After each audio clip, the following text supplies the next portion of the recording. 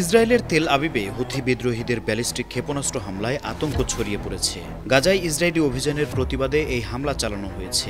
সংবাদ মাধ্যম Times of ইসরায়েলের প্রতিবেদনে বলা হয়েছে, 22 মে ভোর 3টার দিকে তেল আবিব সহ মধ্য ইসরায়েলে সাইরেন বেজে ওঠে। তখন ভয়ে প্রায় 10 লাখ মানুষ আশ্রয় কেন্দ্রে ছুটে যায়। ইসরায়েলি প্রতিরক্ষা বাহিনী আইডিএফ জানিয়েছে, তাদের বিমান প্রতিরক্ষা ব্যবস্থা ক্ষেপণাস্ত্রটি প্রতিহত করেছে। তবে আশ্রয়কেন্দ্রে যাওয়ার সময় এক ব্যক্তি আহত হয়েছেন। এরপর দুপুরে হুথিরা দ্বিতীয় ক্ষেপণাস্ত্র ছোড়ে।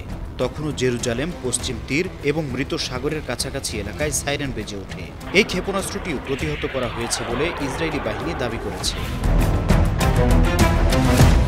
হুথি গোষ্ঠী জানিয়েছে, তাদের লক্ষ্য ছিল বেন গুরিয়ন বিমানবন্দর।